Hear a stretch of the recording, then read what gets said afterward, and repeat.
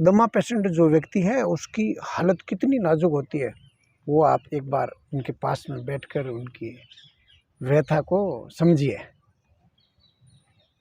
1965 में ये पत्ता इतना ज़बरदस्त चर्चा में आया जब एक वैद्य ने हजारों लोगों को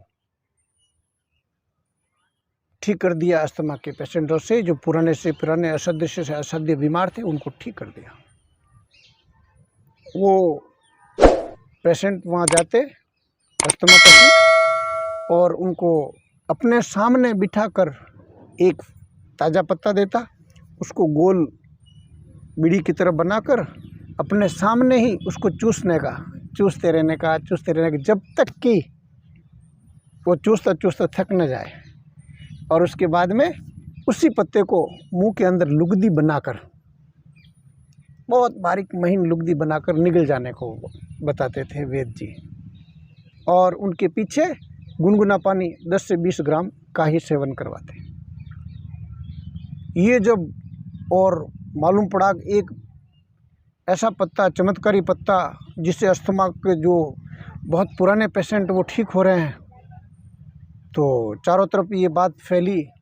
उस दौरान भारत का जो फेफड़े रोग का बहुत बड़ा रिसर्च सेंटर है, वल्लभ भाई पटेल चेस्ट इंस्टीट्यूट दिल्ली, वहाँ के जो सुप्रीमो हैं डॉक्टर शिवपुरी जी, जब उन शिवपुरी जी को ये चर्चा मालूम पड़ी तो उन्होंने अलग अलग स्रोतों से जब ये जानकारी उनके पास में आई कि एक पत्ते से अस्थमा का इलाज एक वैद्य कर रहा है और हजारों लोगों को वो ठीक कर चुका है, तो उनको जिज्ञासा हुई कि ऐसा क्या चमत्कार है भाई उस पत्ते में। उन्होंने अपने सोर्सों से पता लगाकर शोध करवाया, सर्वे करवाया। शोध और सर्वे सुनने से पहले अगर आप नए हैं तो मेरे इस चैनल को सब्सक्राइब कर लीजिए, बेल आइकन को प्रेस कर लीजिए, ताकि ऐसी वैल्यूएबल जानकारी मैं आपको सबसे पहले दे सकूं और फिर इस जानकारी से आप अपने इष्ट मित्रों का भला कर सकें। डॉक्टर शिवपुरी जी ने वो पत्ते की जब जानकारी मालूम पड़ी तो उनको मालूम पड़ा अंतमूल नाम का जो पौधा है, जड़ी बूटी है, वो बेल के रूप में होती है, उसका वो पत्ता है।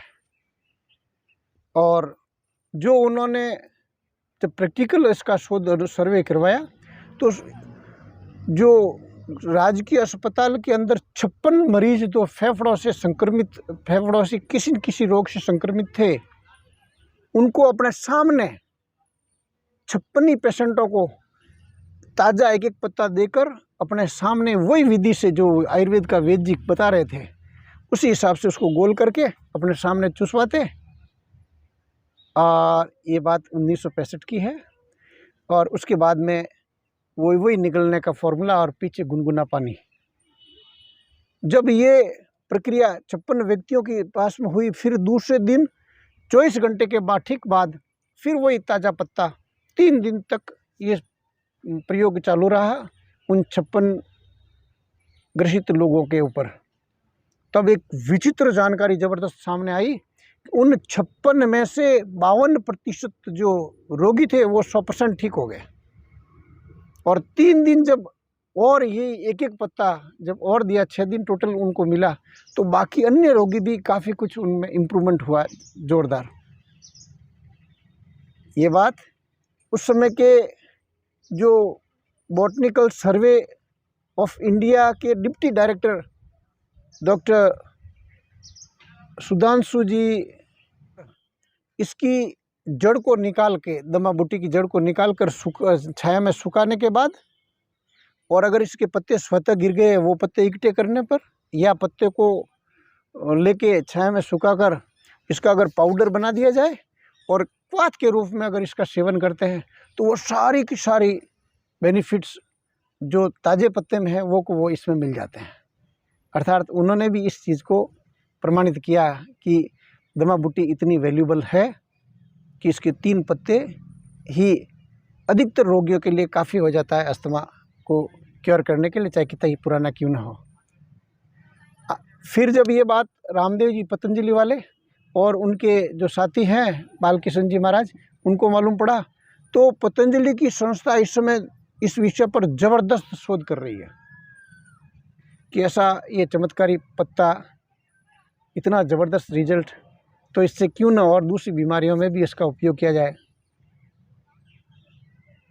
और अगर मान लो ये दमा बूटी का पत्ता आपके पास अवेलेबल होने में दिक्कत हो तो मेरा पहले वाला जो वीडियो है उसको आप देख लीजिए। उसमें 6 दिन के अंदर कितना से भी पुराना अस्थमा है वो ठीक करने का मैंने पहले बता चुका हूँ। आप मेरे वीडियो को देख लीजिए, मैं अभी इसमें लिंक भी दूंगा आपको।